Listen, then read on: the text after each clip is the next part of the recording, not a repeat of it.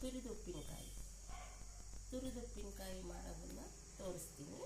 ಹೇಗೆ ಅಂದರೆ, ಇದು ಮಾಡಿರೋದು ಇದು 3 ದಿನ ಆಯಿತು ಮಾಡಿ. ಇದನ್ನು ಒಂದು ಡಬ್ಬಿಗೆ ತುಂಬಿಸ್ಕೊಂಡಿದ್ದೀನಿ. ಇದು ತಿನ್ನೋದಕ್ಕೆ ತುಂಬ ರುಚಿಯಾಗಿರುತ್ತೆ ಬಾಯಿಗೆ. ಈಗ ಅದೇನು ಮಾಡೋದು ಅಂತ ತೋರಿಸ್ತೀನಿ.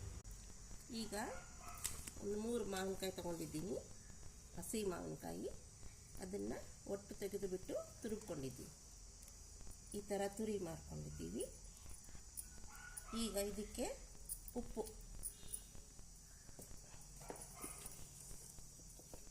ಹಾಕ್ತಾಯಿದ್ದೀನಿ.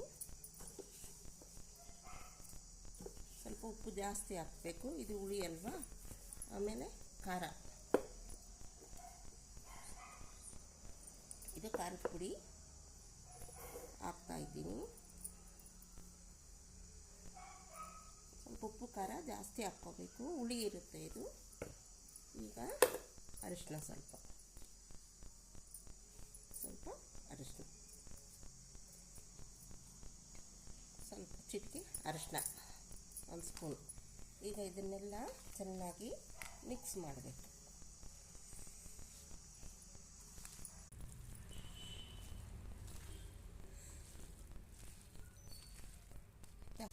ಈಗ ಕಲಸಿದ್ದೀನಿ. ತುಂಬ ಚೆನ್ನಾಗಿರುತ್ತೆ. ಚೆನ್ನಾಗಿ ಬಿಸಿಲಲ್ಲಿ ಒಣಗಿಸ್ಬೇಕು ನೋಡಿ. ಈಗ ಮಿಕ್ಸ್ ಮಾಡಿದ್ದೀನಿ. ಉಪ್ಪು ಖಾರ ಅರಿಶಿನ ಹಾಕಿ ಚೆನ್ನಾಗಿ ಮಿಕ್ಸ್ ಮಾಡಬೇಕು. ಆವಾಗ ಟೇಸ್ಟಿಯಾಗಿ ಉಪ್ಪಿನಕಾಯಿ ಬರುತ್ತೆ. ಇದನ್ನು ಚೆನ್ನಾಗಿ ಬಿಸಿಲಲ್ಲಿ 3 ದಿನ ಒಣಗಿಸ್ಬೇಕು. ಒಣಗಿಸಿದ್ರೆ ಈ ಥರ ಗರಿ ಗರಿ ಆಗುತ್ತೆ.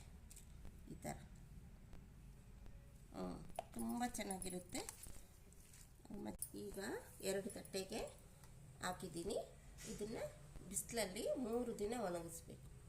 ಚೆನ್ನಾಗಿ ಡ್ರೈ ಆಗಬೇಕು. ಆವಾಗೇ ಇದು ಚೆನ್ನಾಗಿರೋದು. ಇಲ್ಲ ಅಂದರೆ ಬೂಸ್ಟ್ ಬಂದುಬಿಡುತ್ತೆ. ಚೆನ್ನಾಗಿ ಬಿಸಿಲಲ್ಲಿ ಒಣಗಬೇಕು. Thank you.